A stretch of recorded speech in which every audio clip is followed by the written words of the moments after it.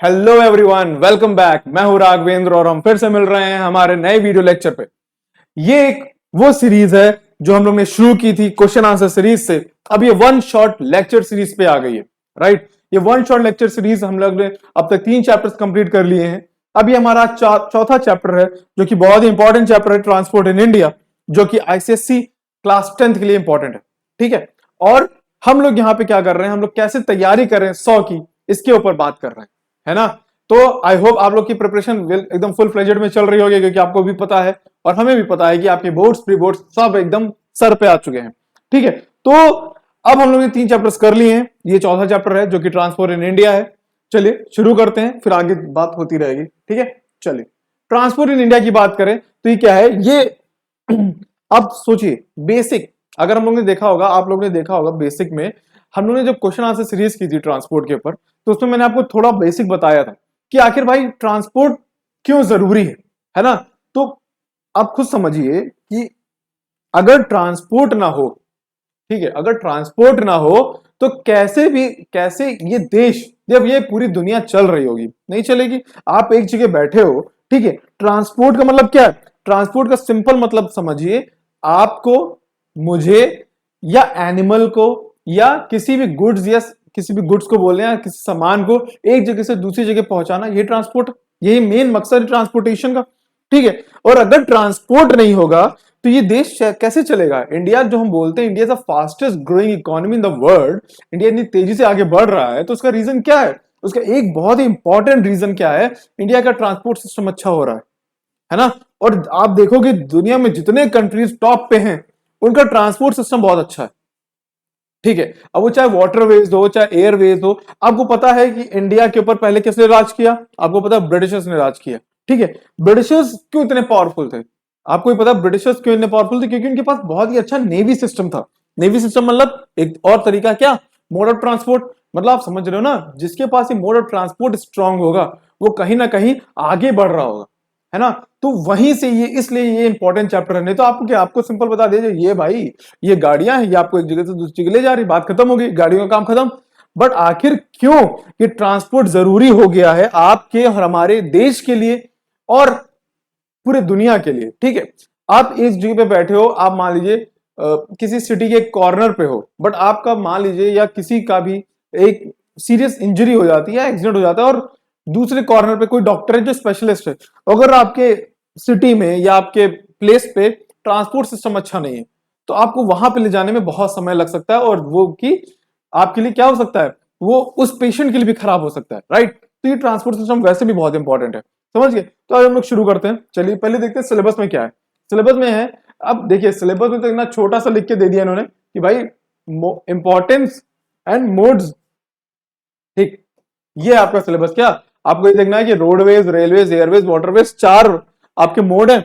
अब इसमें क्या है, इनकी इंपॉर्टेंस क्या है, ठीक है, और इनके क्या कहते हैं मोड्स, कौन कौन से मोड्स है, किस तरीके से इनका हम यूज कर रहे हैं। ठीक है, ये है, इतना लिख दिया गया है। बट आप देखिएगा इसमें क्या है, इसमें बहुत ही इंपॉर्टेंट इंपॉर्टेंट कॉन्सेप्ट भी हैं, और बहुत ही इंपॉर्टेंट इंपॉर्टेंट क्या है, क्वेश्चंस भी हैं। आप देखिएगा कि आप लोगों ने देखा होगा, अगर आप लोगों ने नहीं देखा है तो जाके देखिए हमारी जो क्वेश्चन आंसर सीरीज है ट्रांसपोर्ट के ऊपर, वो ऐसे क्वेश्चंस हैं, मतलब कि अगर आपने उसको प्रिपेयर कर रखा है तो मुझे नहीं लगता आपको कहीं और से पढ़ने की जरूरत है। क्यों, क्योंकि हम लोग ने उस क्वेश्चन सीरीज में जहां तक हो सकता है, जितने इंपॉर्टेंट क्वेश्चन हो सकते हैं सब दे दिए। ठीक है, और प्लस आपको अगर वहां पे कुछ नहीं समझ में आ रहा होगा तो आप ये देखिए, मैं तो ये कहूंगा पहले आप ये देखिए। ठीक है, आप जब ये पूरी थ्योरी देख लेंगे, एक वन शॉट होगा ये, हाफ 1 आवर से ज्यादा नहीं होगा। ठीक है, वन आवर के अंदर हम आपको ये पूरा चैप्टर समझा देंगे, और उसके बाद आप देखिए जाके वो 1 आवर के आसपास वो भी है ट्रांसपोर्ट इन इंडिया के ऊपर, वो चैप्टर है जिसके इंपॉर्टेंट क्वेश्चन है। आपको दोनों क्या करना है, एक साथ तैयारी करनी है। उससे क्या होगा, आपका ज्योग्राफी पूरा मजबूत हो जाएगा। ठीक है, और आपको पता है हम लोग किसकी तैयारी कर रहे हैं, हम लोग तैयारी कर रहे हैं 100 की। ठीक है, कैसे आपके ज्योग्राफी में 100 आउट ऑफ 100 आए। राइट, अभी हम लोगों ने 3 चैप्टर कर लिए हैं, आई होप आप लोगों ने वो देखा भी होगा, नहीं देखा तो जाके देखिए और उसको 2-3 बार देखिएगा। उससे क्या होगा, वो आपके माइंड में आ जाएगा, और एक बार वो माइंड में आ गया तो आप एग्जाम में अपने आप कर दोगे। ठीक है, इसलिए हम वही वही कॉन्सेप्ट उसमें पढ़ा रहे हैं जो एग्जाम्स के लिए बहुत इंपॉर्टेंट है। ठीक है, चलिए अब हम लोग शुरू करते हैं। अब देखिए ट्रांसपोर्ट, ट्रांसपोर्ट के बारे में थोड़ी थ्योरी जाने, अगर बिल्कुल बेसिक जाने तो ट्रांसपोर्ट क्या है, transport system in which passengers and goods are carried from one place to another. आप पैसेंजर्स हो चाहे गुड्स हो, एक जगह से दूसरी जगह ले जाओगे, वही क्या है, आपका ट्रांसपोर्ट है। ठीक है, development of cheap and efficient means of transport is necessary for the progress of a large and developing country like India. अगर आप इंडिया में चीप चीप मतलब सस्ता और एफिशिएंट ट्रांसपोर्ट सिस्टम ले आओगे तो इंडिया के डेवलपमेंट के लिए बहुत हेल्पफुल मिलेगा। जैसे अगर मान लीजिए आप बैठे हुए हो यूपी के किसी एक स्टेट सिटी, मान लीजिए लखनऊ में बैठे हुए, ठीक है, और आपको भेजना है कोई सामान चेन्नई, ठीक है। अगर यहां से लखनऊ से चेन्नई भेजने के लिए अगर कोई सामान, मान लीजिए आपको एक बुक भेजनी है, ठीक है, अगर वो किताब भेजना है और उसका पैसा, वो बुक का प्राइस है 100 रुपीज और वहां तक पहुंचने का प्राइस है 300 रुपीज, तो यानी वहां तक पहुंचने का बुक का प्राइस क्या हो जाएगा 400। मतलब ये क्या है भाई, ट्रांसपोर्टेशन कॉस्ट बहुत लग रही है ना।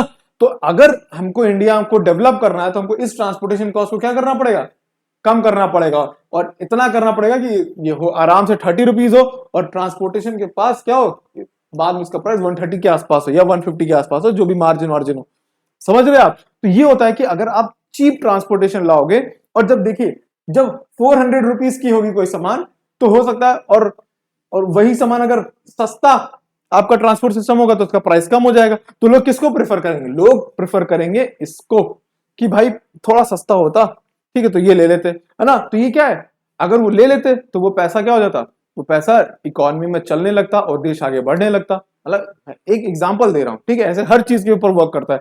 कोई मशीनरी है मान लो बिहार लानी है, बट अगर वो बनी महाराष्ट्र में, महाराष्ट्र से बिहार लाने में अगर उसका ट्रांसपोर्टेशन कॉस्ट बहुत ज्यादा है, जितने की वो मशीन ही नहीं बनी, तो कोई मतलब ही नहीं मशीन लाने का, है ना। वही चीज है।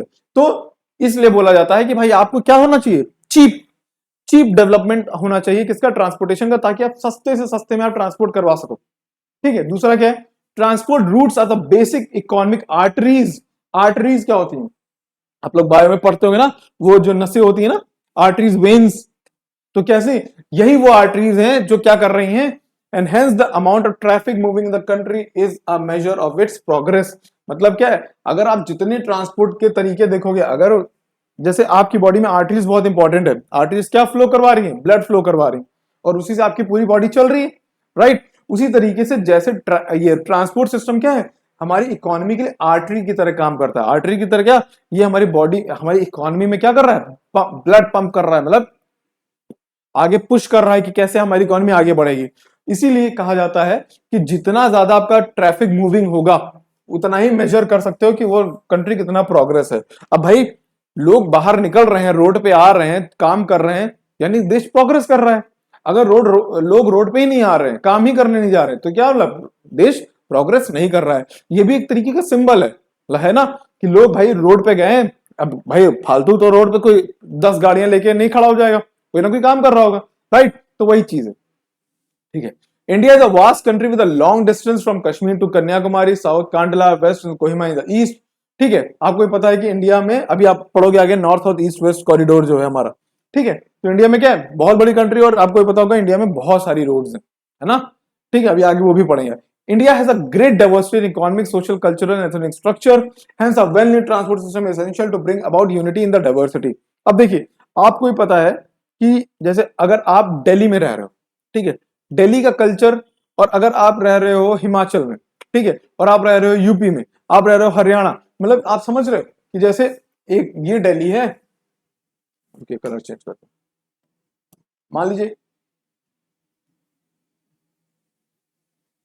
ठीक है, ये दिल्ली है, ठीक है, ये हिमाचल है, ठीक है, ये हिमाचल प्रदेश है, ये आपका हरियाणा है, ये आपका ऊपर जम्मू कश्मीर है, नीचे यूपी बिहार, ठीक है, इधर आपका राजस्थान है, ठीक है, और फिर आप यूपी बिहार इधर चले जाओ, वेस्ट बंगाल, और उधर आगे चले जाओगे तो असम, ये सब है।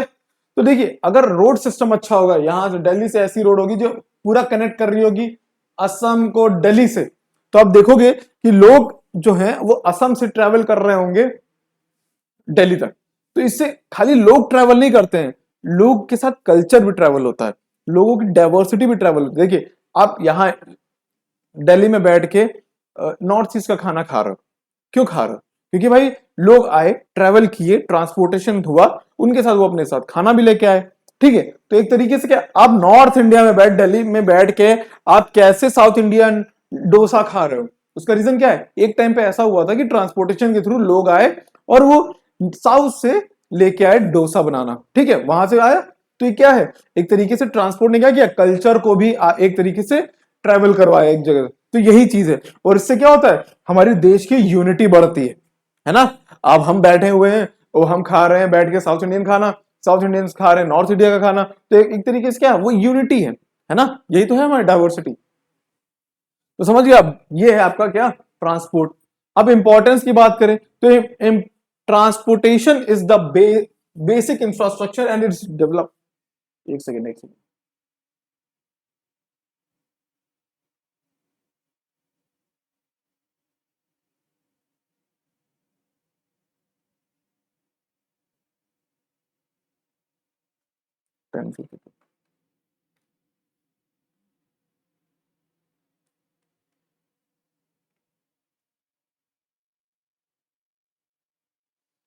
ठीक है, चलिए। हाँ, ओके ओके, इंपॉर्टेंस, इंपॉर्टेंस की बात करते हैं। Importance of the transport. Transportation is a basic infrastructure and its development is an indicator of the countries development. अभी हम लोग ने पढ़ा कि भाई अगर ट्रांसपोर्टेशन जो है वो सबसे बेसिक इंफ्रास्ट्रक्चर है, ठीक है, और अगर जब ये डेवलप होगा तो ये एक इंडिकेटर है कैसा, कि कंट्री भी डेवलप कर रही है। अगर किसी देश में ट्रांसपोर्टेशन अच्छा है, एयरवेज अच्छा है, ठीक है, रोडवेज अच्छा है, वाटरवेज अच्छा है, तो इससे क्या, रेलवे अच्छा है, तो इससे क्या पता चलता है, देश तरक्की कर रहा है। अब किसी देश में तरक्की हुई नहीं, लोग, देश आगे बढ़ ही नहीं रहा है, तो वहां पे रेलवे पटरी बनाने का, एरोप्लेन खरीद के लाने का, एरोप्लेन उड़ाने का क्या मतलब है कि नहीं। तो सिंपल मतलब क्या है कि ट्रांसपोर्टेशन एक बेसिक इंफ्रास्ट्रक्चर है जो ये इंडिकेट करता है, ये इंडिकेट करता है क्या, कि भाई कंट्री डेवलप कर रही है। समझ गए। अब transportation ensures the extending of trade and network. अब ट्रांसपोर्टेशन से एक और चीज पता चलती है क्या, कि आपका ट्रेड, बिजनेस और नेटवर्किंग भी बहुत बढ़ रही है, ठीक है। आप देख रहे हो कि लोग रोज यहां से एक फ्लाइट जाती है, एक क्या कई फ्लाइट जाती हैं जो वेस्टर्न कंट्रीज जाती हैं, वेस्टर्न कंट्रीज से कई फ्लाइट्स क्या आती हैं, इंडियन कंट्रीज आती हैं, या कई शिप्स जाती हैं। तो एक तरीके से क्या बोल रहे हो, इससे क्या पता चल रहा है, इससे यह पता चल रहा है कि हमारा उनके साथ ट्रेड और नेटवर्क बहुत बढ़ रहा है ना। नेटवर्किंग बहुत इंपॉर्टेंट है ना। हम लोग क्या देखते हैं कि आज मोदी जी यहाँ पे हैं, कल को वो इटली चले जाते हैं, ठीक है। तो ये क्या है, एक तरीके से क्या है, नेटवर्किंग, ट्रेड बढ़ रहा है ना, हम लोग वहां पे बिजनेस कर रहे हैं। खाली इटली नहीं, हालांकि और भी कंट्रीज जाते हैं, जैसे अभी यूएई गए थे, ठीक है, और भी कई कंट्रीज जाते हैं, तो वो तो दुनिया घूमते रहते हैं। तो एक तरीके से क्या है, ये ट्रांसपोर्टेशन के थ्रू ही तो हो रहा है, राइट। चलो, the improvement and the reforms in the transport sector enhance the dynamicity of the freight and passengers in a region. देखिए, जैसे जैसे आपका ट्रांसपोर्ट सिस्टम इंप्रूव होगा, वहां का क्या होगा, पैसेंजर्स और जो फ्राइट, फ्राइट मतलब वो एक तरीके से क्या बोलते हैं, जिसको माल माल मालगाड़ी बोलते हैं ना, उसकी बात हो रही। तो वो भी क्या होता है, चेंज होता रहता है। जैसे अभी मान लो एकदम पुराने टाइम पे क्या होता था, जो रेलवे थी बहुत ज्यादा स्ट्रांग थी नहीं, तो जो बहुत ही इंपॉर्टेंट या कीमती सामान जिसको बोल दें, वो नहीं आता था, या उसको ट्रेवल करने पे फिर बहुत ज्यादा खर्चा होता था, आप ये बोल सकते हो। या बड़े पैसेंजर्स, जो बड़े पैसेंजर मतलब जो पैसेंजर्स जिनको बोलो जो गरीब पैसेंजर्स थे, उनको एक तरीके से ये बोल सकते थे कि नहीं बैठाया जाता था, या उनके लिए अलग सेक्शन होता था। बट अब टाइम के साथ क्या हो गया, ट्रांसपोर्टेशन सिस्टम में भी बहुत सारा इन्हांसमेंट आया है। अब वहां पे कुछ भी ऐसा कुछ देखा वेखा नहीं जाता है। ईज का मतलब बस सिंपल यही था, ठीक है, कि आपका फ्राइट और पैसेंजर जो एक पर्टिकुलर रीजन के थे, अब वो डायनामिक हो गया, मतलब कि वो भी क्या हो रहे हैं, मूव कर रहे हैं इधर से उधर बहुत ज्यादा। पहले क्या होता था, सब लोग मूव नहीं करते थे, ठीक। With efficient roads and means of transport in place, industries, markets also develop।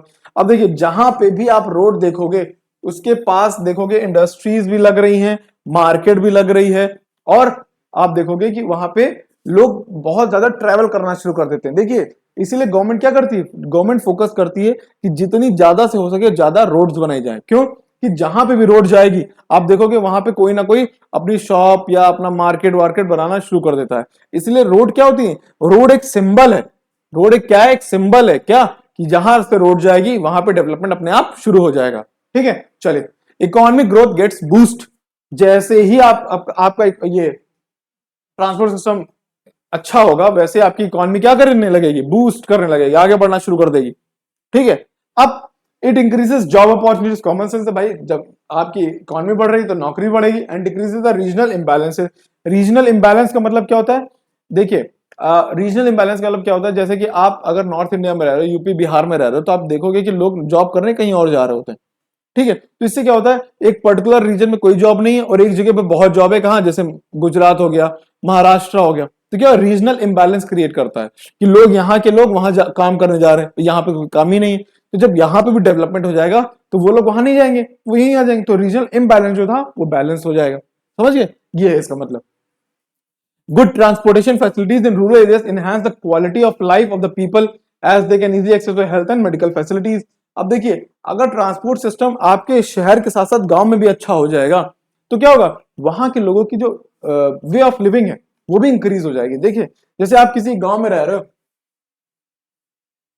ठीक है, और ये उसका शहर है, दोनों के बीच में क्या है, मान लीजिए 15 किलोमीटर का डिफरेंस, ठीक है, तो गांव है और शहर है, अगर वो पहले कनेक्टेड नहीं था तो क्या होगा, यहाँ पे अगर किसी को कोई इमरजेंसी होगी, हेल्थ की इमरजेंसी होगी, यहाँ पहुंचने में बहुत समय लगेगा। मान लीजिए क्या है कि बीच में क्या था, पहले खूब सारा जंगल था, तो इनको पता ही नहीं था कि इनको पहले क्या होता था, यहाँ तक आने, यहाँ पे पहुंचने के लिए इनको कम से कम 3 आवर्स लगते थे।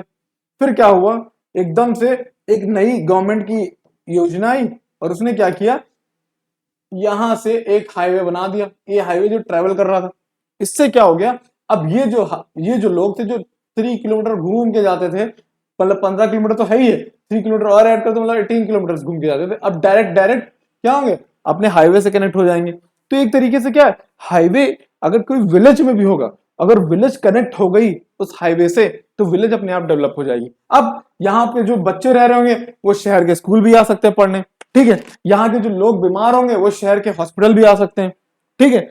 तो ये एक तरीके से क्या है, जो कनेक्शन है वो इंक्रीज, बहुत स्ट्रांग कनेक्शन हो जाएगा, ठीक है। तो ये है इंपॉर्टेंस किसकी, ट्रांसपोर्ट की। अब आते हैं हम लोग वे ऑफ ट्रांसपोर्ट में, पहला हम लोग का है रोडवेज, ठीक है। रोडवेज सबसे इंपॉर्टेंट है क्योंकि हर जगह आप रेलवेज और ट्रेन पहुंचा नहीं सकते हो, तो रोडवेज सबसे इंपॉर्टेंट है, ठीक है। Roadways play a very important role in the transportation of goods and passenger for a short and medium distance. अब बस इसका यही एक क्या है, डिसएडवांटेज है, क्या कि शॉर्ट एंड मीडियम डिस्टेंसेस तक आप लोगों को पहुंचा सकते हो। अब आप सोचो कि भाई बस में बैठे हैं और जरा यूरोप घुमा दीजिए, भाई बहुत लंबा डिस्टेंस हो जाएगा, राइट, इतनी दूर नहीं। बस से आप क्या करते हो, 400-500 किलोमीटर, अरे बहुत मान लिया चलिए 800-900 किलोमीटर चल लोगे, इससे तो क्या बस से जाओगे आप, या आप, ठीक है। तो मतलब आप रोडवेज का मतलब ये है कि आप एक मिनिमम डिस्टेंस तक ही जाओगे, और आपको पता है क्या, या हर जगह रोड भी नहीं, बीच में देखोगे कहीं पे सी आ गई तो क्या होगा, वहां उसके ऊपर भी रोड बनाओगे क्या, नहीं, तो वहां पे प्रॉब्लम होगी। चलिए, तो road transport system establishes easy contact between the farms, fields, factories and provide for door to door service. बस ये है सबसे अच्छा फायदा इसका, क्या, डोर टू डोर सर्विस। आप घर से बाहर निकले और घर के बाहर क्या है, रोड, रोड कहने का मतलब क्या है, ये कहीं ना कहीं बड़े सिटी से कनेक्टेड होगी।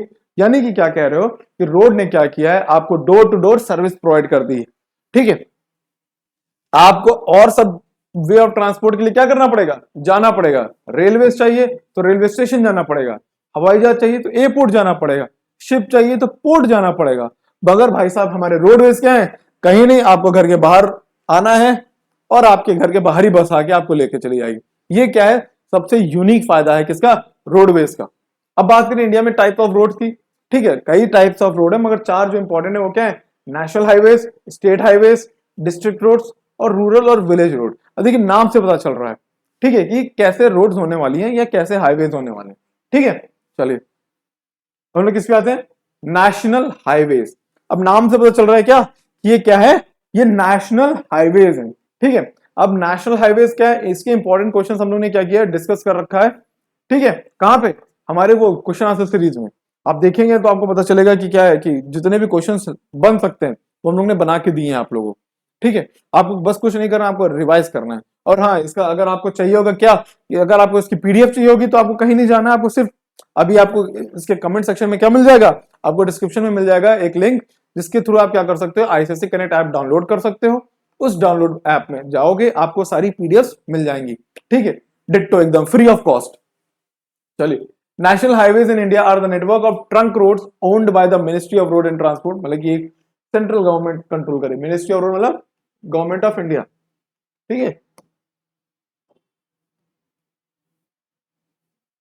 कौन, government of India, government of India control कर रही होगी, ठीक है, क्योंकि भाई नेशनल हाईवेज की बात हो रही। It is constructed and manage by NHAI, जिसको National Highway Authority of India बोलते हैं, National Highway and Infrastructure Development Corporation Limited and public work department of the state government. ये तीनों लोग मिलकर क्या करते हैं, इन नेशनल हाईवेज की देखरेख करते हैं। क्यों? क्योंकि भाई नेशनल हाईवेज क्या है, अभी देखोगे आप पढ़ोगे, बहुत ही इंपॉर्टेंट है, ठीक है, इतने इंपॉर्टेंट है, इसलिए तो उसको सेंट्रल गवर्नमेंट संभालती है, किसी पर्टिकुलर स्टेट के हाथ में नहीं दे दिया गया कि भाई जाइए और जरा वो नेशनल हाईवे संभाल कर रखिए, नहीं। क्यों? हमको पता है कि मान लीजिए स्टेट गवर्नमेंट का मन नहीं हुआ करने का, स्टेट गवर्नमेंट ने कहा कि हमको पैसे नहीं मिल रहे, तो भाई वो हाईवेज खराब हो जाएंगे, और उन हाईवेज को बनाना और बचा के रखना बहुत इंपॉर्टेंट है, ठीक। क्यों? क्योंकि वो एक लाइफ लाइन है, अभी देखेंगे कैसे लाइफ लाइन। चलो, these roads are meant for inter state, आ गया ना, inter state and strategic defence movements that connects the state capitals, big cities, important ports and link up with the border roads। समझ रहे हो आप कि ये वो रोड्स हैं जो क्या कर रही हैं, जो हर स्टेट की एक तो कैपिटल्स के थ्रू के आसपास कनेक्ट हो रही होंगी, नेशनल कैपिटल को जोड़ रही होंगी, सारे पोर्ट्स को जोड़ रही होंगी, पोर्ट्स को जोड़ के वो सीधे बॉर्डर्स पे जोड़ रही होंगी। मतलब अगर मान लीजिए नेशनल, अगर हम बात करें, जैसे अगर एक देख लीजिए मैं बना रहा हूं, फिर इसको मैं रब कर दूंगा, तो क्योंकि पीडीएफ में नहीं जाएगा ना वो, तो आप स्क्रीनशॉट भी ले सकते हैं। देखिए क्या है, अगर मान लीजिए आपका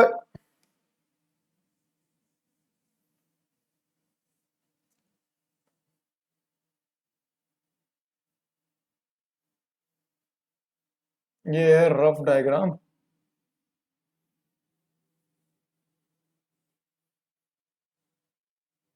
ठीक है, मान लीजिए क्या है आपका, आप ये कह सकते हैं इंडिया है, ठीक? ये आपको पता है क्या कि यहाँ पे आपकी सारी बॉर्डर बॉर्डर रोड्स हैं, ठीक है, ये आपकी बॉर्डर रोड्स हैं, ठीक है।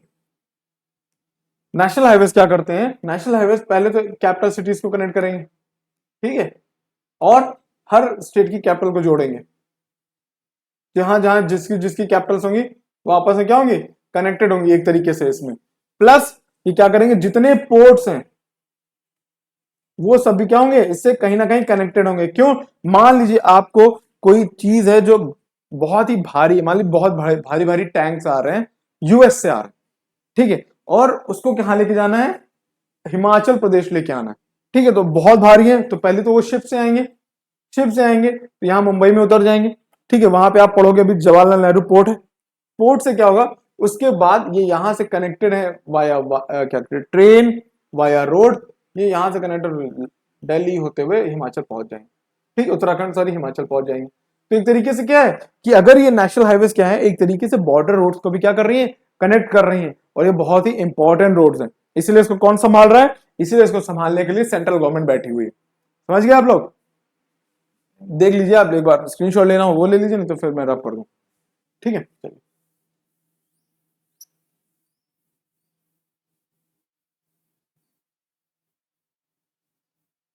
चलिए, ओके ओके, ठीक है, तो these roads are meant for interstate and strategic defence movement, ठीक है, and connect the state capitals, big cities, जितने बिग सिटीज होंगे वो कहीं ना कहीं नेशनल हाईवे से कनेक्टेड होंगे, ठीक है, समझ रहे हैं ना आप लोग? तो ये क्या है, ये है आपका national highway. Historically the importance of Sher Shah Marg, ठीक है, इसको आप क्या बोलते हैं, शेरशाह सूरी मार्ग, जिसको जीटी रोड भी बोलते हो, also known as national highway 1। वो किसको जोड़ता है, दिल्ली को अमृतसर से, दिल्ली अमृतसर को भी जोड़ता है, ठीक है, ये किसे में शेरशाह सूरी, इसको जीटी रोड भी बोलते हैं, ठीक है, हिस्टोरिकल रोड है, ठीक है। नेशनल हाईवे 7, जिसको हम बोलते हैं क्या, लॉन्गेस्ट हाईवे है नेशनल हाईवे इंडिया का, देखिए दिख रहा होगा, नेशनल हाईवे क्या है, नेशनल हाईवे 7 जो है वो इंडिया का लॉन्गेस्ट हाईवे है। नेशनल हाईवे किसको कनेक्ट कर रहा है, वाराणसी को कन्याकुमारी से, ठीक है, वाराणसी को किससे जोड़ रहा है, कन्याकुमारी से, ठीक है, ये आपका नेशनल हाईवे, ये होगा नेशनल हाईवे, ठीक है। अब बात करते हैं, इसी में एक गोल्डन क्वाड्रिलेटरल आता है। गोल्डन क्वाड्रिलेटरल एक इनिशिएटिव है किसका, गवर्नमेंट का, ये कब शुरू हुआ, 1999 में, ठीक है। इसमें क्या होता है कि आपको, आप लोग ने देखा होगा हमारे क्वेश्चन आंसर सीरीज में सारे क्वेश्चंस बनाए गए हुए, ठीक है। ये क्या है, ये जो 4 मेजर मेट्रो सिटीज हैं, जाके दिल्ली, कोलकाता, मुंबई एंड चेन्नई, इनको कनेक्ट कर रहा है। ये यहां हो गया आपका दिल्ली, दिख रहा है नहीं दिख रहा है यार बच्चों?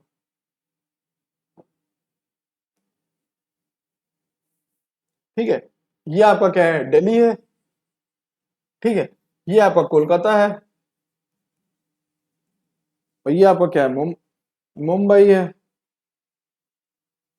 और ये आपका चेन्नई।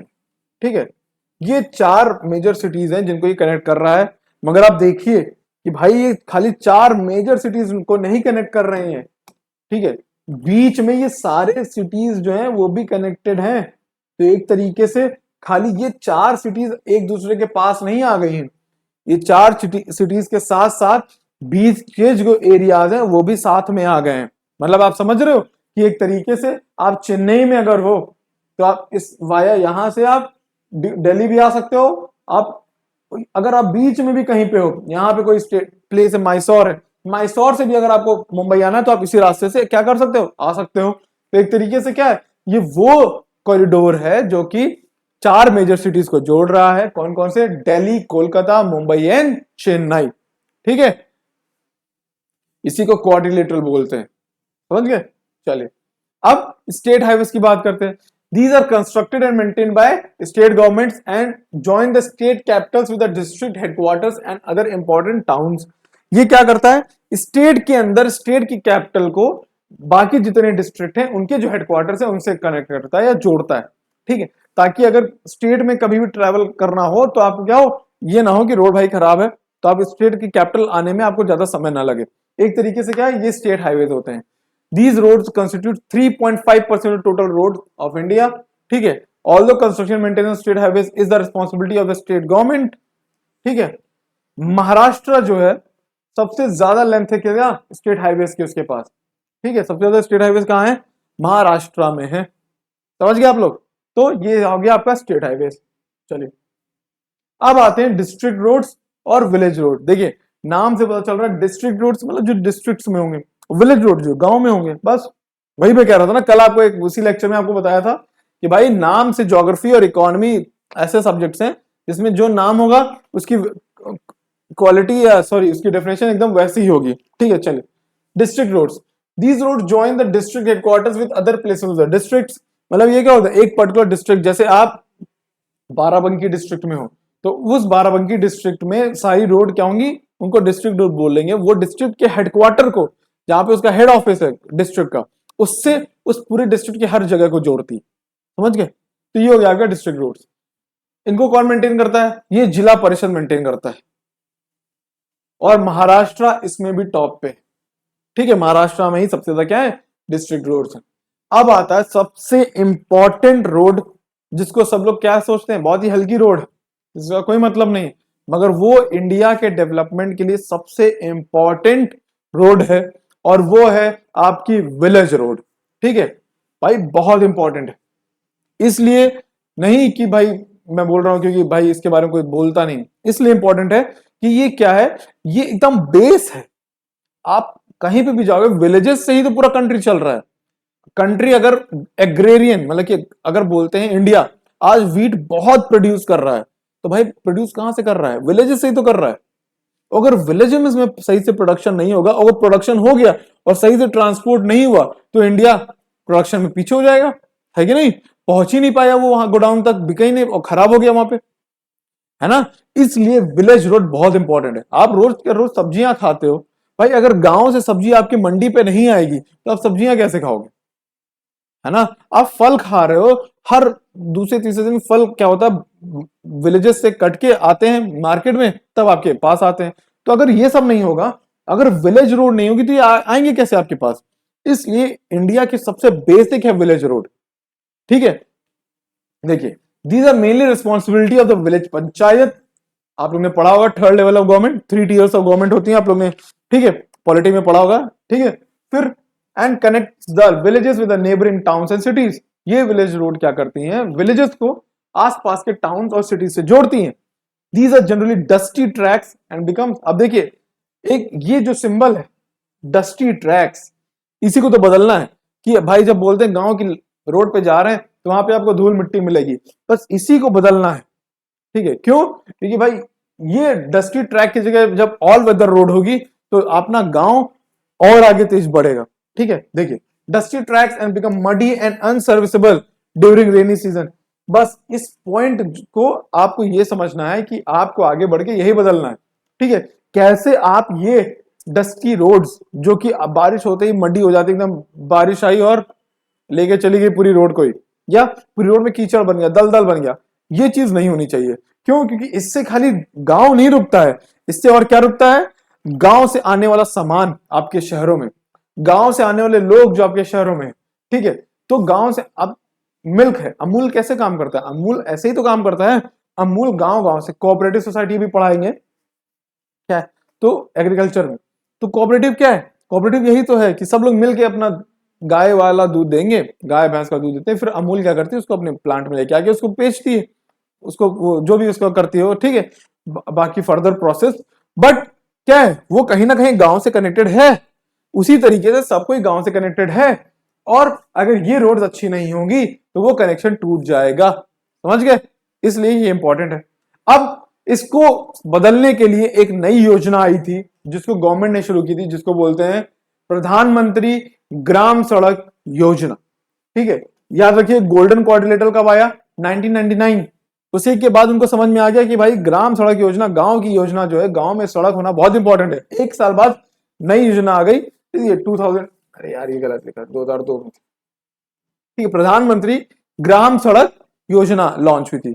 ग्राम सड़क योजना ने क्या किया था, इसका मतलब सिंपल, इस योजना का यह मतलब है कि कैसे गांव को ऑल वेदर रोड से कनेक्ट किया जा सके। ठीक है, गांव को क्या किया जा सके, ऑल वेदर रोड से, ताकि गांव में भी हर टाइम रोड आपको पक्की सड़क मिल सके।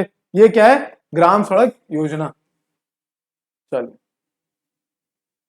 अब आते हैं advantage and disadvantages of road transport. देखिए हम लोगों ने इसलिए ऐसा बनाया है कि आप देखिए जैसे क्वेश्चंस आएंगे बोर्ड्स में, आपको वैसे ही हम लोग क्या कर रहे हैं, वैसे प्रिपेयर करवा दे रहे हैं। तो मतलब आपको बुक्स में जाके आंसर ढूंढने की जरूरत नहीं, आपको क्या करना है, इन्हीं चार चार पॉइंट्स को याद कर लेना। एग्जाम में एडवांटेज डिसएडवांटेज, अगर दोनों का डिफरेंस आता है तो लिख दो, एडवांटेज डिसएडवांटेज दो, या खाली एडवांटेज आएगा तो ये 4 पॉइंट लिख दो, खाली डिसएडवांटेज आता है तो ये 4 पॉइंट लिख दो, बात खत्म, है ना। इसीलिए आपको ये करवाया जा रहा है। चलिए अब आता है एडवांटेजेस। एडवांटेज तो सबसे बढ़िया क्या है, फ्लेक्सिबिलिटी इन रूट्स। आपको जहां जाना है आप क्या कर सकते हो, वहां जा सकते हो, है ना, फ्लेक्सिबिलिटी इन रूट्स। फिर फ्लेक्सिबिलिटी इन शेड्यूल, आपका मन नहीं है जाने का मत जाओ, आपका मन ठीक है आप कल चले जाना, आपका मन नहीं है अभी जाने का 1 घंटे बाद चले जाना। बट रेलवेज में क्या, आपका मन नहीं जाने का, भैया रेल थोड़ी ना रुकेगी, ट्रेन आपके लिए नहीं रुकेगी, आप रेलवे मिनिस्टर होते तब भी नहीं रुकती आपके लिए।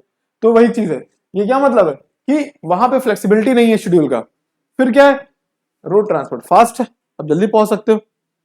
ट्रेन वे रेलवेज क्या करेंगे, बीच बीच में रुकेंगी, स्टेशन से रुकेंगी, फिर स्लो भी होती हैं, फास्ट चलती, जो भी है, ठीक है। फिर provide door to door service, सबसे इंपॉर्टेंट काम क्या है, ये door to door service provide करती है, राइट। फिर क्या है, these carriage can be use for advertising, the carriage can be use for advertising.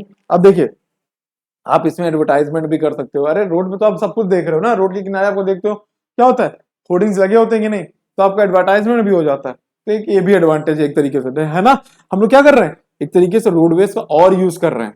अभी देखोगे रोड के किनारे आपको पहले दुकानें दिखती थी, फिर बहुत बड़े बड़े बड़े मॉल्स दिखने लगे, अब देखेंगे रोड के किनारे एडवर्टाइजमेंट भी होने लगा, है ना। तो ये क्या है, ये रोड का यूज हो रहा है, और रोड जहां जाएगी भाई लोग जाएंगे, लोग जाएंगे तो एडवर्टीजमेंट भी होगा, ठीक है। अब डिसएडवांटेज की बात करें, सब्जेक्ट टू डिले, ठीक है, डिलेज भी होते हैं। आप हो सकता है रोड खराब हो तो आप सही समय पे पहुंच ही ना पाओ, ठीक है, रोड के साथ ये भी प्रॉब्लम है, रोड कहीं कहीं खराब होती, ठीक है, बारिश हो गई, ठीक है, लिमिटेड कैपेसिटी, आप एक साथ बहुत ज्यादा लोग रोड पे नहीं जा सकते हो, है ना। और अगर आप रोड से जा रहे हो तो आप कितना लेके जाओगे, बस एक बस में कितने 50 लोग लेके जा सकते हो, इससे ज्यादा थोड़ी ना लेके चले जाओगे।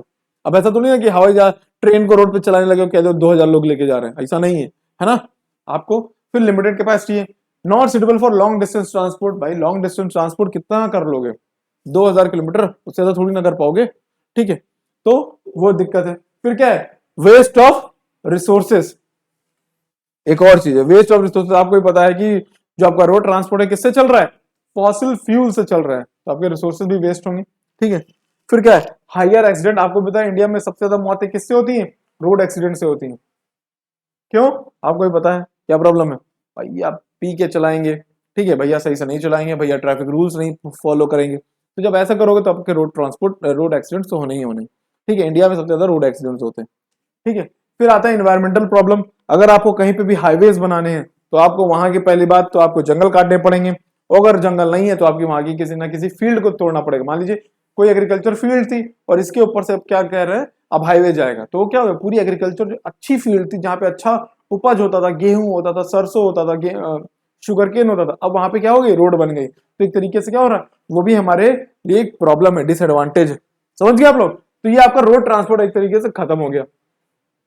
एक और रोड ट्रांसपोर्ट क्या है, जिसको हम बोलते हैं north south east west corridor. बहुत इंपॉर्टेंट है कॉरिडोर, मतलब एक तरीके से रास्ता या गलियारा। ये क्या कर रहा है, इंडिया के नॉर्थ को, श्रीनगर को किससे जोड़ रहा है, कन्याकुमारी से। यहाँ क्या है, श्रीनगर। देखिए क्या है, अगर बात करें नॉर्थ कौन है, श्रीनगर। श्रीनगर को किससे जोड़ रहा है, कन्याकुमारी से।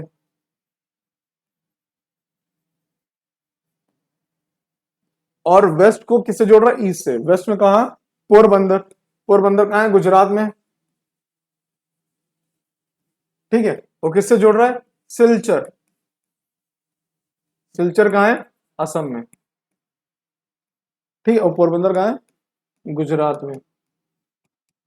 ठीक है, तो ये क्या है, ये आपका north south east west corridor है। एक तरीके से क्या है, ये आपके नॉर्थ को साउथ से जोड़ता है, तो रास्ते में जितने भी जगह होंगे वहां क्या होगा, वो आपस में कनेक्ट हो जाएंगे। और याद रखिएगा, north south east west corridor के ऊपर हमने क्वेश्चंस बनाए हैं, इन डेप्थ वाले बनाए हैं, मतलब कि उसके अलावा कहीं से क्वेश्चन बना ही नहीं सकता है आईसीएसई बोर्ड। तो वैसे बनाए कि कहाँ कहाँ पे north south east west corridor और गोल्डन क्वाड्रिलेटरल आपस में कनेक्ट होते हैं। ठीक है, कहाँ कहाँ पे वो इंटरसेक्ट हो रहे हैं, किस प्लेस पे ऐसा है, ये कौन सी जगह है जहां पे ये east west corridor north south corridor आपस में मिल रहे हैं। ठीक है, कौन सी जगह पे है जहां पे नॉर्थ साउथ कॉरिडोर और ईस्ट वेस्ट कॉरिडोर, या फिर ये बोलते हैं नॉर्थ साउथ कॉरिडोर और ये आपका गोल्डन क्वाड्रिलेटरल आपस में मिल रहा है। ठीक है, तो ये आपको उस क्वेश्चन सीरीज में मिलेगा। मैं तो भी बता दूं, बट मैं नहीं बताऊंगा, क्यों, क्योंकि आप उसको देखिए जाके, आप और भी क्वेश्चंस देखिए, आपको समझ में आएगा कि कहाँ कहाँ पे क्या क्या आपके क्वेश्चन पूछे जा सकते हैं। ठीक है, फिर आता है एक्सप्रेसवेज। ये आजकल बहुत ट्रेंड में है, जहां देखिए आप एक्सप्रेसवेज बना रहे हैं। ठीक है, आप देख रहे हैं कि भाई यूपी में भी कई सारे क्या है, एक्सप्रेसवेज बन रहे हैं कि नहीं। तो एक्सप्रेसवेज बनने का क्या मतलब है, ये क्यों बनाए जा रहे हैं। देखिए, expressways are the highest class road in India. ठीक है, सबसे हाईएस्ट क्लास रोड है। These are the highways with 6 to 8 lanes, इतने बड़े बड़े कि 6 से 8 लेन्स हैं एक साइड। ठीक है, और एक ऐसा कंट्रोल्ड एक्सेस रोड है, मतलब क्या है, आप देख रहे हो कि हर कोई आपको एक्सप्रेसवे पे नहीं मिलेगा। ठीक है, जैसे आप रोड्स पे देखते हो आम नागरिक भी चलता है, बट एक्सप्रेसवे में आम नागरिक नहीं चलेगा, मतलब कि वो लोग चलेंगे जिसका स्पेशल काम होगा, वही लोग एक्सप्रेसवे से चल रहे होंगे। जैसे आपको एक एक्सप्रेसवे है, लखनऊ टू आगरा एक्सप्रेसवे। ठीक है, तो अब जैसे जैसे अगर इस रोड से जाते हैं हम लोग, एक दूसरे से रास्ता है वो कानपुर होते हुए जाता है, तो आप देखोगे कि भाई उससे वो लोग भी बीच में जुड़ जाएंगे जो आसपास के गांव वाले होंगे। ठीक है, वो कनेक्ट हो जाएंगे, या कुछ लोग जो वहां के रह रहे होंगे वो रोड पे होंगे। बट एक्सप्रेस वे में क्या होगा, स्पेशली जिसको वहां तक जाना है वही उस पर रहेगा, बाकी कोई इस पे बेवजह नहीं रहता, इसलिए इसको क्या बोलते हैं, कंट्रोल्ड एक्सेस रहेगा वो।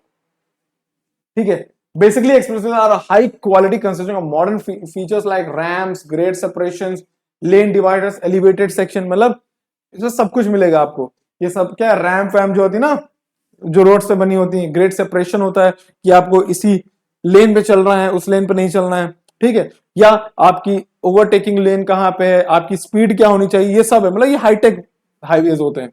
कुछ इंपॉर्टेंट हाईवेज के नाम सुने तो जैसे दिल्ली मेरठ एक्सप्रेसवे है। ठीक है, जिसको वाइडेस्ट एक्सप्रेसवे इन इंडिया, जिसमें 14 लेन्स है। ठीक है, फिर पूर्वांचल एक्सप्रेसवे जो कि थर्ड लॉन्गेस्ट एक्सप्रेसवे इंडिया का। दिल्ली नोएडा एक्सप्रेसवे जिसको डीएनडी बोलते हैं। फिर इंडिया फर्स्ट 8 लेन एक्सप्रेसवे जिसको बोलते हैं। ठीक है, मुंबई पुणे एक्सप्रेसवे, इसी तरह आपका लखनऊ आगरा एक्सप्रेसवे। तो कई सारे एक्सप्रेसवेज हैं जो कि इस समय इंडिया में वर्क कर रहे हैं। अब आता है हम लोग का रेलवेज का। ठीक है, आपको पता है हम लोग ने रेलवेज के क्वेश्चंस जब किए थे तो इंपॉर्टेंट क्वेश्चंस थे क्या, कि रेलवेज क्यों इंपॉर्टेंट है ना। रेलवेज क्यों इंपॉर्टेंट है, आपको पता है कि भाई बहुत लोग इसमें काम कर रहे हैं, है ना, इंडिया में। और ये बहुत बड़ी पॉपुलेशन को क्या करवाता है, एक जगह से दूसरी जगह लेके जाता है। बट याद रखिएगा, रेलवेज का पैसा पॉपुलेशन को ट्रांसफर करने से, मतलब कि हमको एक जगह से दूसरी जगह ट्रांसफर ले जाने से ज्यादा पैसा कहां से आता है, सामान को एक जगह से दूसरे ले जाने, मतलब मालगाड़ी ज्यादा पैसा कमाती है। ठीक है, समझ रहे हैं? चलो,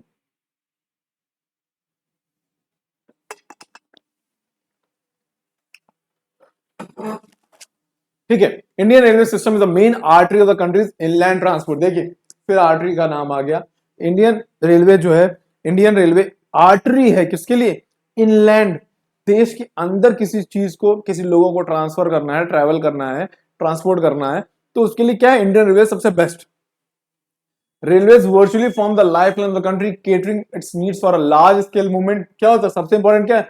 लार्ज स्केल मूवमेंट। आप एक ट्रेन में हजारों लोगों को एक साथ लेके जा सकते हो, है ना? ये क्या है? Large scale movement. आप यही यहीं पे आपकी रोड ट्रांसपोर्ट क्या करती है?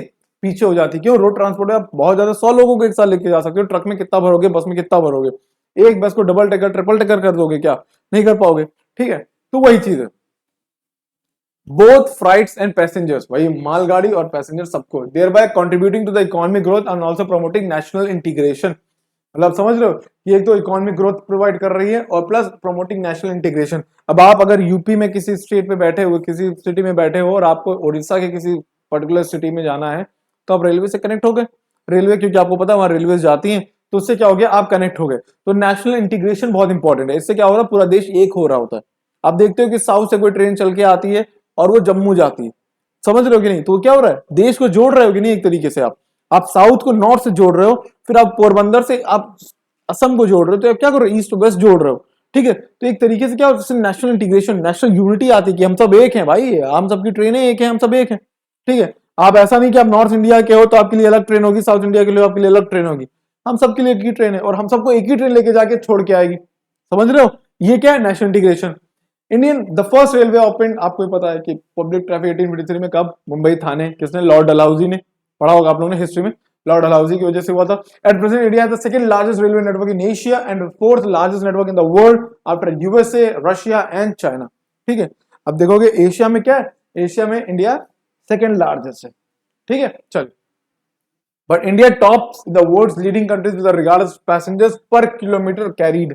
अब कॉमन सेंस है भाई, इंडिया की इतनी पॉपुलेशन है, इतनी जनसंख्या है कि 1 किलोमीटर क्या है? इंडिया लीड करता है किसमें? Passengers per kilometre carried. 1 kilometre में कितने पैसेंजर लेके जा रहे हो भैया? इतनी पॉपुलेशन है, जितनी पॉपुलेशन अकेले यूपी की है उतनी पॉपुलेशन टॉप के 5-6 देशों की नहीं है। ठीक है, मतलब कि अगर आप यूपी के पॉपुलेशन को एक अलग देश की तरह देखा जाए तो India, UP 6th largest state country in the world बन सकता है। ठीक है, तो अब इतनी पॉपुलेशन है तो कॉमन सेंस है कि आप देखोगे कि पैसेंजर पर किलोमीटर हमेशा ज्यादा ही होगा। ठीक है, चलिए अगला, significance of Indian railway. Significance क्या? क्या फायदा है? Railway provides the cheapest and the most convenience mode of passenger transport both for the long distance and सब अर्बन ट्रैफिक। ठीक है, मतलब लॉन्ग डिस्टेंस के लिए भी अगर आपको जाना है, अगर आपको मुंबई टू दिल्ली जाना है और आप बाय ट्रेन जा रहे हो तो 1000 रुपीज के अंदर पहुंच सकते हो। बट अगर आप मुंबई टू दिल्ली जा रहे हो वाया फ्लाइट तो आपको बहुत पैसा लगेगा टिकट का। अगर Mumbai to Delhi via road जा रहे हो तब रोड पे तो और पैसा लगेगा, क्योंकि आपको टोल भी देना है, आपको रोड के पेट्रोल डीजल सब देना है। ठीक है, खाना पीना भी करना है, तो आपको टाइम भी लगेगा। तो एक तरीके से क्या होगा? इंडियन रेलवे आपको क्या कर रही है? Cheapest mode of transport provide कर रही है। फिर क्या? Railway have played a significant role in development and growth of the industries. भाई आप घर के बाहर कभी मालगाड़ी, आपने कभी मालगाड़ी देखी होगी, तो मालगाड़ी पे आप देखोगे कोयला जा रहा है, अब मालगाड़ी पे देखोगे कि स्टील जा रहा है, आयरन जा रहा है। तो क्या कर रहा है? हमारी इंडस्ट्रीज को डेवलप करने में बहुत इंपॉर्टेंट किसका काम है? रेलवेज का। रेलवे क्या करती है? एक कोने से दूसरे कोने पे जो इंपॉर्टेंट मशीन्स को चाहिए होगा वो पहुंचा जाएगी। ठीक है, समझ रहे हो कि नहीं? ठीक, अब इनफैक्ट आप लोग ने कभी कभी देखा होगा कि भाई ट्रेन से, मालगाड़ी से आप देखोगे कि हमारे टैंक्स भी जा रहे हैं, डिफेंस के इक्विपमेंट्स भी उसी से जा रहे होते हैं। अगर मान लो जैसे ये है आपका साउथ इंडिया और यहाँ पे दिल्ली है, अब दिल्ली से आपको पहुंचाना है कर्नाटका में, क्या टैंक्स पहुंचाने एज अ डिफेंस वाले, तो अब क्या होगा? ट्रेन के थ्रू आप पहुंचा दोगे आराम से।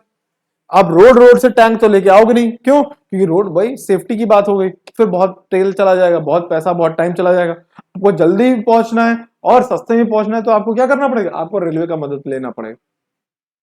ठीक है, agriculture also owes its growth to railways to a great extent. Now farmers can sell their agriculture product to distant places. अब क्या हो गया? आप अब नया सिस्टम आ गया है, एक नया सिस्टम आता है ई नाम, ठीक है, इनाम नाम से पता चला इनाम, बट वो ई क्या है, इलेक्ट्रॉनिक नेशनल एग्रीकल्चरल कुछ मीडियम है। इसमें क्या होता है कि आप क्या कर रहे हो कि आप ऑनलाइन अपना एग्रीकल्चर प्रोडक्ट भी बेच सकते हो। जैसे आप अगर किसान के हो, आप किसान हो और आप यूपी के किसी गांव में हो, आपने देखा कि आपके गांव में क्या हो रहा है कि आपकी खेत में खूब सारा गेहूं हो गया, आपको बेचना है। आप क्या करो, आप मंडी ना ले जाके आप क्या कर सकते हो, आप इस ऐप के थ्रू ऑनलाइन भेज सकते हो। और वो ऑनलाइन आपको जाना भी नहीं, आप क्या करोगे, उसको वाया ट्रेन भेज दो, ट्रेन के थ्रू आप भेज दोगे जहां चाहना होगा। तो एक तरीके से क्या किया इसने भी, एग्रीकल्चर को एक तरीके से क्या कर दिया, स्ट्रांग किया है। तो एक तरीके से रेलवे क्या कर रही है, एग्रीकल्चर को भी एक पुश दे रही है, चलो भाई उठो, आपको भी उठना है, आगे बढ़ना है। ठीक है, फिर क्या, railway have been helpful in removing the isolation between the cities and the country side. मतलब अगर शहर और ऐसे एरिया जो बहुत दूर है शहरों से, उनको भी कौन जोड़ रहा है, रेलवे जोड़ रहे हैं। ठीक है, तो आप देख सकते हो कि रेलवे क्या कर रहे हैं, रेलवे इन आइसोलेशन को भी खत्म कर रहा है। आइसोलेशन का मतलब क्या है, कोई ऐसा सिटी, ऐसा प्लेस जो शहर से बहुत दूर है, वहां पे ना ज्यादा डेवलपमेंट हो रखा है, ना ज्यादा वहां पे क्या है चीजें हैं जो रोजमर्रा की आप जैसे रोज खा रहे हो, या रोज आप खा पी रहे हो, या जो पहन रहे हो सकता है वहां पे ना पहुंच रहा हो। वहां पे आप किसी के थ्रू पहुंच रहे हैं, ट्रेन की वजह से, क्यों, लोग आ रहे हैं वहां से यहाँ पे, अब उसका आइसोलेशन खत्म हो गया। ठीक है, अब वो वहां के लोग भी आ सकते हैं आपके पास। अब इसी का मदद कौन लेता है, एक और इसका एग्जांपल क्या लोगे, आप देखोगे कि गांव के लोग क्या करते हैं, जो बहुत दूर दराज के गांव के लोग होते हैं, वो अपने हैंडीक्राफ्ट जो हाथों से सामान बनाते हैं, कुछ बुन रहे होते हैं। ठीक है, तो वो क्या होता है, वो भी ट्रैवल करके आते हैं और शहरों में बेच के जाते हैं। तो एक तरीके से क्या हो गया, ये उनके लिए भी अच्छा हो गया ना, कि उनको भी काम मिल गया, और आपके लिए भी अच्छा हो गया क्या, कि आपको गांव का कोई सामान मिल गया। समझ रहे हो कि नहीं। अब आजकल आप लोग देखते हो कि कई लोग ट्राइबल प्रोडक्ट्स बेचते हैं। ट्राइबल प्रोडक्ट्स का मतलब क्या है, वो प्रोडक्ट्स जो ट्राइब्स, जो शेड्यूल्ड ट्राइब्स या ट्राइबल्स जो पीपल जो होते हैं, जो जंगलों में रह रहे हैं, और वो क्या कहते हैं, नेचुरल हनी मान लीजिए बनाया, तो भाई वो ट्राइब्स झारखंड के किसी गांव के जंगल में रह रहे होंगे। ठीक है, बट उन्होंने वहां पे बना के आपको यूपी के किसी शहर नोएडा में भिजवा दिया। क्यों भिजवा दिया, क्यों, आपको पता है कि एक ट्रांसपोर्ट सिस्टम बहुत बढ़िया चल रहा है, जो वहां से ले जाके वहां पहुंचा देगा। समझ रहे हो ना, ये है इसका फायदा। समझ गए।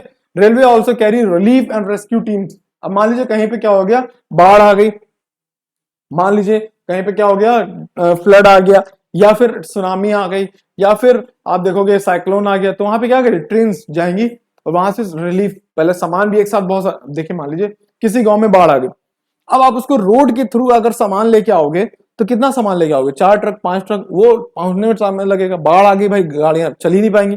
बट ट्रेन क्या है, रेलवे के थ्रू आप क्या करोगे, थाउजेंड्स ऑफ केजीज ऑफ सामान लेके आ सकते हो, और रिलीफ में अपना काम करवा सकते हो। ठीक है, रिलीफ में मदद कर सकते हो। तो ये हो गया आपका रेलवेज का सिग्निफिकेंस। इसमें 4-5 पॉइंट्स आएंगे कि मतलब कि कैसे आप रेलवेज के एडवांटेज लिख सकते हो, तो आप उसमें 4-5 पॉइंट लिख दोगे, पूरे फुल मार्क्स मिलेंगे। समझ रहे हो, बस आपको मल्टीपल रिवीजन करना है। चलिए, अब आता है ये सबसे इंपॉर्टेंट क्वेश्चन, क्या है, ये कभी कभी पूछ लेते हैं कि भाई इंडिया में ट्रैक्स वाला सिस्टम क्या है। भाई कुछ नहीं है, बस क्या है, 2 पटरियों के बीच में कितना जगह रहेगा, स्पेस रहेगा, बस ये है मतलब। 3 टाइप के होते हैं, एक होता है ब्रॉड, ब्रॉड से पता चल रहा है जो ब्रॉड होगा ज्यादा टाइम स्पेस होगा। फिर होता है मीटर, नाम से चल रहा है जिसमें 1 मीटर का होगा। नैरो मतलब जिसमें 1 मीटर से कम का गैप होगा। बस ये 2 रेल्स हैं। ठीक है, 2 रेल के बीच में अगर 1.67 मतलब 1.676 मीटर दूरी हुई तो उसको ब्रॉड गॉज बोलेंगे, और ये ज्यादातर इंडिया में ब्रॉड गॉज ही है।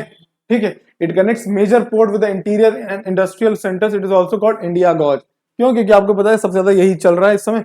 ठीक है, फिर मीटर गॉज क्या होता है, इनका डिस्टेंस 1 मीटर होता है। नैरो गॉज क्या होता है, इनका डिस्टेंस 1 मीटर से कम होता है।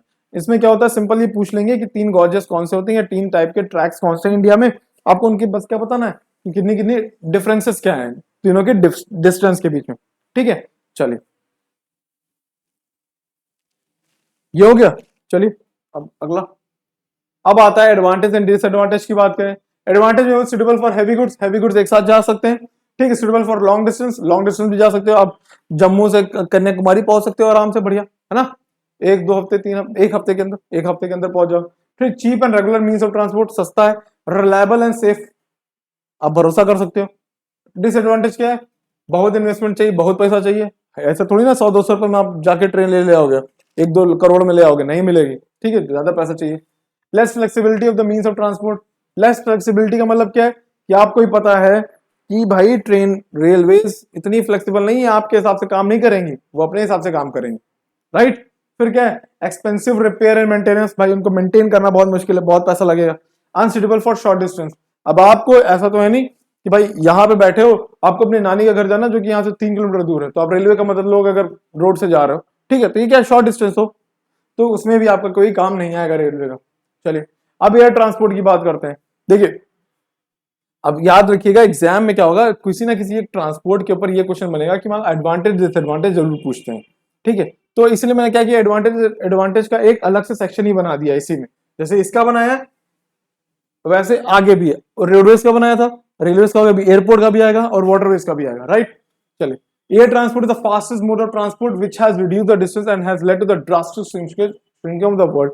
इसका मतलब क्या है कि इसने क्या किया, डिस्टेंस को एकदम कम कर दिया है।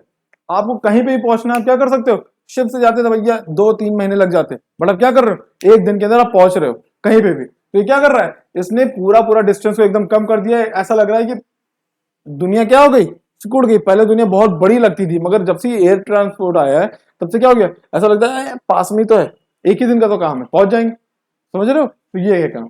This mode of transport is indispensable when speed and times are the main constraint. मतलब अगर आपको कहीं पे पहुंचना है और आपको टाइम कोई प्रॉब्लम कर रहा है, जैसे आपको कहीं पहुंचना जल्दी, तो आपको सबसे आंख बंद करके कहां भरोसा करना चाहिए, एयर ट्रांसपोर्ट पे। जैसे मान लो आपको दिल्ली से मुंबई पहुंचना है जल्दी, आज शाम से पहले, ठीक है, आज शाम से पहले, तो आप क्या करोगे भाई, पकड़ोगे आप फ्लाइट दिल्ली से और 45 एक घंटा 1.5 घंटे में आप क्या करोगे, मुंबई लैंड कर जाओगे। वहीं आप ट्रेन लेके बैठोगे तो पहले आपको बुक करना पड़ेगा, उसके बाद आपको क्या करना पड़ेगा, वेट करना पड़ेगा, फिर ट्रेन क्या करेगी, स्पीड पता नहीं, स्पीड चले ना चले, स्लो चले, तो वहां पे क्या करेगा, वहां पे आपको प्रॉब्लम क्रिएट करेगा। बट अगर आपको स्पीड और टाइम बचाना है, ठीक है, या स्पीड और टाइम ही आपका एक इशू है, तो आप एरोप्लेन पे जाएंगे, ठीक है। Air transport is very essential for vast countries like India. India के लिए बहुत जरूरी है, क्यों, क्योंकि आपको पता है कि कई जगहों पे क्या होता है, आप आपका टेरेन बहुत ही मुश्किल है। टेरेन क्या, क्लाइमेट, जैसे मान लीजिए ये पहाड़ है, ठीक है, पहाड़ है और यहाँ पे कोई वैली है जहां पे लोग रहते हैं, ठीक है, वैली थोड़ी चौड़ी है, अब ये बोल सकते हैं वैली है जहां पे लोग रहते हैं। अब क्या करोगे, आप देखोगे कि यहाँ पे आपको अगर यहाँ पे, यहाँ से आपको ये 3 सब क्रॉस करना पड़ेगा पहाड़, तब जाके आप टनल बनाओगे रोड के ट्रेन के लिए। बट आप देखोगे जो फ्लाइट्स होंगी, वो फ्लाइट्स क्या होंगी, यहाँ किसी ना किसी मोड के थ्रू आके यहाँ पे लैंड करी जा सकती हैं। तो एक तरीके से क्या है, जहां जहां पे आपका, मान लीजिए अरे ठीक है, एरोप्लेन नहीं उतर रहा है, हेलीकॉप्टर तो उतर सकता है ना, वर्टिकली, तो आप ये कर सकते हो। तो एक तरीके से ये एयर ट्रांसपोर्ट कहां पहुंच सकता है, जहां पे आपका ट्रेन बहुत मुश्किल हो, जहां पे क्लाइमेटिक कंडीशन प्रॉब्लम क्रिएट कर रही हो, वहां पे पहुंच जाएगा। Air transportation in India made a humble beginning in 1911 when the mail operation commenced or a very short distance of 10 kilometers from Allahabad and Naini। मतलब पहली बार कब हुआ, 1911 में पहली बार फ्लाइट पकड़ी, जो कि सिर्फ 10 किलोमीटर की थी, ठीक है, इलाहाबाद से नैनी के बीच। ये इंपॉर्टेंट पॉइंट है, शुरुआत की थी। चलिए एडवांटेज एंड डिसएडवांटेज की बात करें। एडवांटेज क्या है, best for long distance delivery, offers high levels of security, ठीक है, can be use for the range of goods, ठीक है। फॉर रेंज ऑफ गुड्स का मतलब क्या है कि भाई आप देखिए, जैसे आपकी ट्रेन के थ्रू आप क्या करते हो, माल पहुंचाते हो ना, मालगाड़ी जिनको बोलते हो, उसी तरीके से एरोप्लेन से भी बहुत सारा सामान आता है। फेडेक्स, फेडेक्स आपने नाम सुना होगा, ठीक है, ऐड देखा होगा, ठीक है, टेडेक्स नहीं फेडेक्स। ये क्या करता है, ये सामान इधर से उधर लेके जाता है। तो आप ये देखो कि क्या कर रहा है, ये कुछ पर्टिकुलर रेंज ऑफ गुड्स हैं उनको भी पहुंचा सकता है। बिल ऑफ लैंडिंग, ठीक है, are both receipts of the merchandise and contracts to deliver. मतलब क्या है कि आप ये कर सकते हो कि पॉइंट को मत ही याद करो, इसका कोई मतलब नहीं, ठीक है, एक्स्ट्रा हो गया, ठीक है। तो आप ये समझो कि एडवांटेज ये है कि भाई आप कोई भी गुड्स क्या कर सकते हो, आप लेके जा सकते हो, ठीक है। फिर हाई लेवल ऑफ सिक्योरिटी है, प्लस आपको डिस्टेंस डिलीवरी, प्लस आप देखोगे एडवांटेज एक और है, टाइम सेविंग, ठीक है, एक और एडवांटेज क्या है, टाइम सेविंग,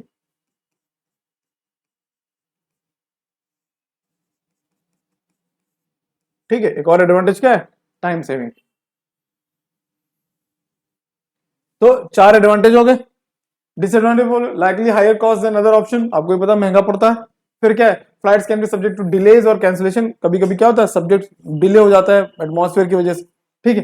फिर क्या है, फिर एक्स्ट्रा कॉस्ट में भी इंक्लूड फ्यूल एंड करेंसी, अगर आप क्या करते हो, आप additional transport over land will be like, अब देखिए एक चीज सिंपल है, अगर आप अपना कोई भी लगेज एक्स्ट्रा लेके जाते हो तो क्या होता है, आप यहां पे ये प्रॉब्लम क्रिएट करता है, अगर आपको एक्स्ट्रा सामान लेके जाना तो आपको उसके लिए एक्स्ट्रा पे करना पड़ेगा, बट वहीं रेलवेज रोडवेज में क्या आप अरे जितना भर के लेके चले जाओ कोई दिक्कत नहीं, तो ये है, ठीक है। ये यहाँ पे क्या होता है, ये डिसएडवांटेज हो जाता है, समझ गए। अब water transport, before the advent of railways, आपको ही पता रेलवे से पहले सिर्फ एक ही आदमी का राज था, किसका, पानी का, भाई inland waterways were the chief mode of transportation, railway से पहले ये पानी ही सब कुछ कंट्रोल करता था, जिसका पानी पे राज उसका दुनिया पे राज, और पानी पे राज किसका था, ब्रिटिशर्स का, उसका इसलिए उसका दुनिया पे राज था क्योंकि ब्रिटिशर्स के पास बेस्ट शिप्स थी वर्ल्ड की, ठीक है। चलिए, waterways are the cheapest means of transport and are the most suitable for carrying heavy and bulky materials having low specific cost। अब देखिए जो प्रोडक्ट्स बहुत हैवी होंगे, अब जैसे कभी कभी आप न्यूज सुनते होगे, अगर सुनते होगे कभी आप सुनते होगे कि भाई इंडिया ने अफगानिस्तान को 2000 टन्स ऑफ व्हीट दे दिया एज अ गिफ्ट, व्हीट मतलब गेहूं गिफ्ट कर दिया क्योंकि वहां पे जरूरत थी। अब सोचो 2000 टन्स ऑफ व्हीट कैसे जाएगा, भाई आप ट्रेन से तो लेके जा नहीं सकते, बीच में पाकिस्तान आ जाता है, तो आपको शिप से लेके जाना पड़ेगा, तो जितना हैवी मटेरियल होगा, जितना बल्कि मटेरियल होगा, वो सब शिप से जाएगा, वाटर वे ट्रांसपोर्ट से, ठीक है। Water transport is a fuel efficient and environment friendly mode of transportation which have vast employment and generation potential, मतलब आप समझ रहे हो, एक एनवायरमेंट भी बचाता है, आपको पता है इसमें बहुत फ्यूल लगना नहीं है, और क्या होता है एक ये एनवायरमेंट फ्रेंडली भी है, ठीक, प्लस ये आपका क्या करता है, बहुत सारा सामान एक साथ लेके जा सकता है, और क्या है, it suffered a great deal at the hand of roadways and railways because it could not compete with the speed of the road and rail transport। बस एक जगह ये फेल कर गया है, कहां पे, स्पीड जो कि रोडवेज और रेलवेज प्रोवाइड करती है, बस वो स्पीड नहीं प्रोवाइड कर सकता, इस चक्कर में हमारा वाटर ट्रांसपोर्ट क्या हो गया, एकदम बंद हो गया, एकदम क्या बंद हो गया, मतलब वो कंपीट नहीं कर पा रहा है, ठीक है। मगर अभी भी आप अगर इंडिया को देखते हो, इंडिया का सारा सामान जो बाहर से आता है वो ज्यादातर आपको शिप से ही आता है, आप इंडिया देखते हो कि इंडिया क्या करता है, ऑयल इंपोर्ट करता है, सारा शिप से इंपोर्ट होगा, और कैसे इंपोर्ट होगा, जहां थोड़ी ना लेके आएगा तेल आपके लिए। चले, एडवांटेज की बात करें तो चीपेस्ट मोड ऑफ ट्रांसपोर्ट है, लार्ज कैरिंग कैपेसिटी है, ठीक है, आपको पता है लार्ज कैरिंग बहुत ज्यादा कैपेसिटी है, फिर सेफ्टी भी सही है, सेफ रहता है, प्रोडक्शन ऑफ गुड्स भी रहता है, फ्लेक्सिबिलिटी भी रहती है, ठीक है, आराम से जहां मन करे वहां रुक जाता है, डॉक पे रुक जाता है, फिर कुछ समय बाद चलता है, तो फ्लेक्सिबल। फिर डिसएडवांटेज क्या है, सबसे बड़ा डिसएडवांटेज क्या है भैया, स्लो, बहुत स्लो है हमारे, ठीक है, आप जैसे, ठीक, ह्यूज कैपिटल एक्सपेंडिचर, एक्सपेंडिचर क्या है, बहुत पैसा लगेगा आपका, हाई कॉस्ट ऑफ मेंटेनेंस, आपको पता है शिप्स की मेंटेनेंस कॉस्ट बहुत लगती है, ठीक है, उसकी मशीनरीज, फिर no door to door service, भैया डोर टू डोर सर्विस थोड़ी ना है कि आपको कुछ पहुंचाना है तो आपके घर के बाहर आके शिप रुकेगी, सॉरी रॉन्ग चॉइस, ठीक है, वो तो पोर्ट पे ही रुके, आपको पोर्ट तक जाना है, ये एक डिसएडवांटेज है, समझ गए। तो इसी डिसएडवांटेज को कवर करने के लिए एक नया तरीका आया था जिसको क्या बोलते हैं, इनलैंड वाटरवेज, उसमें क्या होता है, रिवर्स के थ्रू भी आप देखोगे कि शिप्स आएंगी आपके कुछ पास तक तो आ ही सकती हैं, तो इनलैंड वाटरवेज के थ्रू आप वहां तक पहुंच सकते हो, ठीक है, वो अगला टॉपिक है। Inland waterways is a navigable channel, navigable मतलब ऐसा चैनल, ऐसी रिवर या रिवर बॉडी या वाटर बॉडी जिसके ऊपर क्या हो सके, नेविगेट कर सको, आप ट्रेवल कर सको, ठीक है।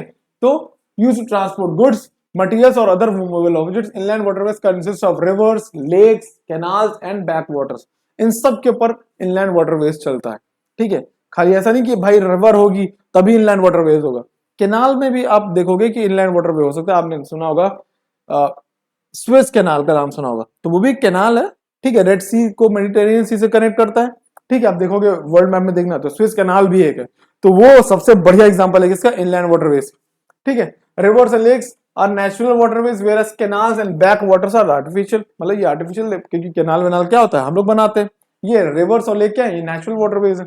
अब देखिए inland waterways are used for transporting heavy loads through the water, inland waterways में क्या होगा, हैवी लोड जो भारी सामान होगा, अब जैसे मान लीजिए ये है आपका इंडिया, अरे यार रुक जाइए, इसको थोड़ा बड़ा, बड़ा क्या पीछे मैप जगह होगी। देखिए हम बनाए लें, अगर अगर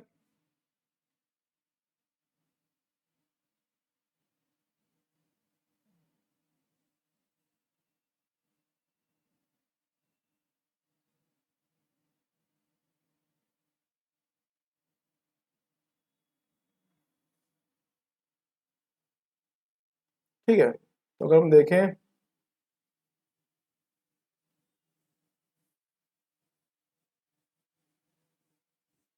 ठीक, ये मान लीजिए क्या है, रफ डायग्राम है, और यहां से आपको पता है क्या, यमुना आती है, यहाँ से आपको पता है क्या, गंगा आती है, और यहाँ पे आके मिल जाते हैं, और ये यहाँ आके इधर जाती है, यहाँ से आपको पता है ब्रह्मपुत्र आती है, और ये यहाँ आके मिल जाती है, फिर यहाँ से आपको पता है इंडस आती है, वो यहाँ चली जाती है।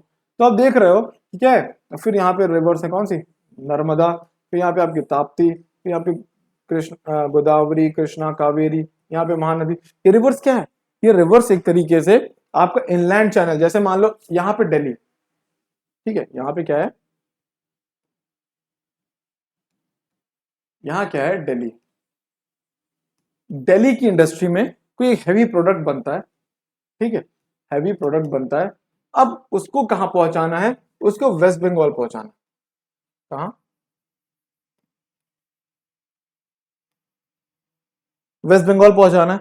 अब भाई यहां तक आने के लिए, या तो अगर वो प्रोडक्ट क्या है बहुत भारी है और उसको ले जाने में मतलब कि क्या है, रोड पे बहुत कशमकश और बहुत प्रॉब्लम्स आने वाली हैं, कि बहुत ट्रैफिक रुकेगा उसकी वजह से, क्योंकि बहुत स्लो होगा, क्योंकि हैवी है तो बहुत धीरे धीरे चलेगा, तो एक तरीके से रोड को भी क्या करेगा, एक तरीके से कैप्चर कर रहा होगा।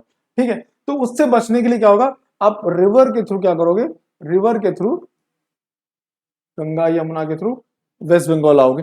ठीक है, वेस्ट बंगाल आओगे और यहाँ पे आप अपना सामान दे दोगे, या फिर आप देखोगे यहाँ पे आप, यहाँ पे आपने में पढ़ा होगा दिग्बोई, पढ़ा क्या होगा आप लोगों को, नेचुरल रिसोर्स चैप्टर में पढ़ा ही था मैंने। ठीक है, तो जहां पे आपके एनर्जी रिसोर्सेज, यहाँ पे दिग्बोई में क्या होती है, ऑयल फील्ड थी, दिग्बोई में आपका ऑयल निकलता है, दिग्बोई से ऑयल लेके टैंकर से लेके आओगे, बड़ी दिक्कत है, बट क्या होगा, यहाँ पे शिप्स रखो और शिप्स, बड़ी बड़ी शिप्स क्या करेंगे, ब्रह्मपुत्र रिवर के थ्रू ला सकती हैं, या फिर आप पाइपलाइन लगा लो, वो अलग बात है। बट आप ये समझ लो कि भाई जितने भी हैवी प्रोडक्ट्स हैं, आप इनलैंड वाटरवेज के बहुत अच्छा एग्जाम यूज कर सकते हो। इसका वर्ल्ड पे बहुत अच्छा एग्जाम्पल अगर देखा जाए तो सेंट लॉरेंस रिवर, वो यूएस में, ठीक है, वो बहुत इंपॉर्टेंट है। ठीक है, वो इनलैंड वाटरवेज के लिए सबसे बेस्ट एग्जाम्पल है आपके लिए। ठीक है, चलिए अब बात करें inland waterways are use for transporting, चलो ये तो है क्या। अब बात करते हैं एडवांटेजेस ऑफ इनलैंड वाटरवेज। अब एडवांटेजेस क्या होंगे इसके, पहला क्या है, a well coordinated inland waterways network could bring a fundamental alteration of in the logistic scenario of the country। Logistic का मतलब क्या है, वो जो आपका सारा गुड्स जिसको आप क्या कर रहे हो, ट्रांसपोर्ट कर रहे हो, ठीक है, ट्रांसपोर्ट कर रहे हो।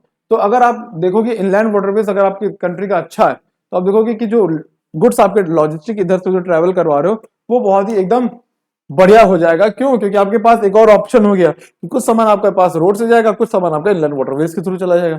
ठीक है, फिर क्या है, वाटरवेज कैन डीकंजेस्ट रोड, इससे क्या होगा, आपकी रोड्स पे डीकंजेस्ट हो जाएंगी, जो रोड्स पे भीड़ हो रही है वो थोड़ी कम हो सकती है, including highways by moving cargoes away. अब क्या होगा, जो कार्गो है, जो सामान है, वो हाईवेज पर ना चल के आप देखोगे शिप्स शिप्स के थ्रू, इनलैंड वाटरवेज रिवर्स के थ्रू जा रहा है, तो हाईवेज के ऊपर जो जैम हो रहा है वो कम हो जाएगा।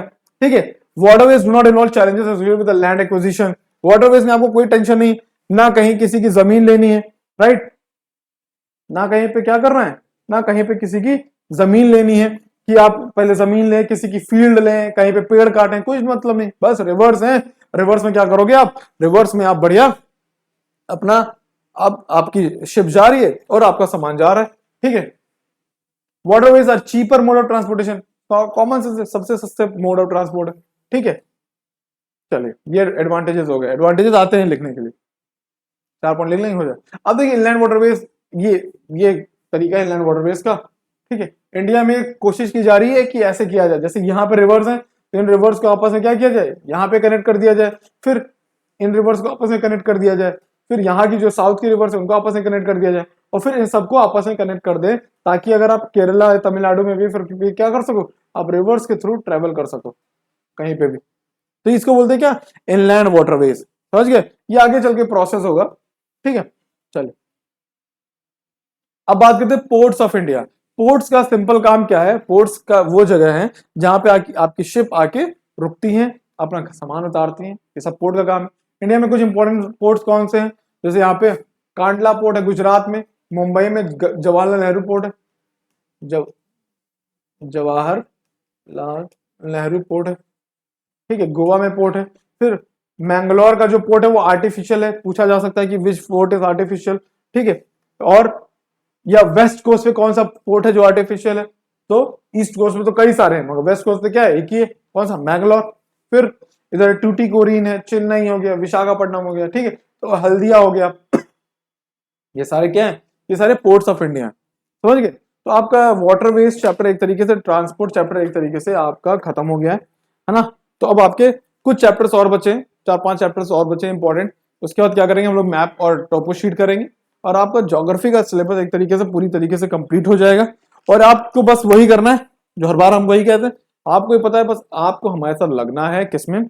आपको लगना है हमारी वीडियोस देखनी है, आपको हमारे क्या करना है, वन शॉट जो हम लोग ने बनाई थी क्वेश्चन आंसर सीरीज वो देखनी है, आपको मल्टीपल रिवीजन करना है। और आप देखिएगा कि आपके एक भी क्वेश्चंस जो होंगे वो उससे बाहर नहीं आ रहे होंगे, वहीं से होंगे, वो हो सकता है वही क्वेश्चंस आ जाए, है ना।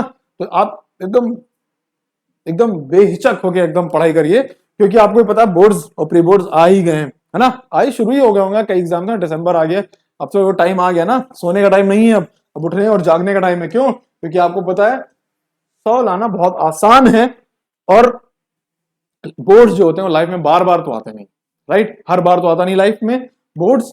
तो आप क्या करिए, आप एकदम लगा दीजिए आग। क्यों? क्योंकि अब 60 दिन मुश्किल से बचे होंगे, अब अपनी तैयारी को थोड़ा स्पीड बढ़ा देंगे। तो इसके बाद हम लोग क्या करेंगे, और भी सब्जेक्ट्स आ रहे होंगे हमारे यूट्यूब चैनल पर, देखेंगे और भी सब्जेक्ट्स आएंगे, अब उनको भी रिवाइज करिए, आपको बहुत हेल्प मिलेगी, ठीक है। बाकी अभी हम लोग जो 2-3 चैप्टर्स हैं वो भी जल्दी खत्म कर देंगे, आपका सिलेबस दिसंबर में खत्म हो जाएगा, चिंता मत करिए, ताकि आप जनवरी में क्या करिए, जनवरी में और रिवाइज करिए उसको, ठीक। दिसंबर में आपका पूरा चैप्टर खत्म कर देंगे, पूरा सिलेबस ज्योग्राफी का, ठीक। चलिए फिर, तब तक के लिए मिलते हैं फिर, बाय बाय, टेक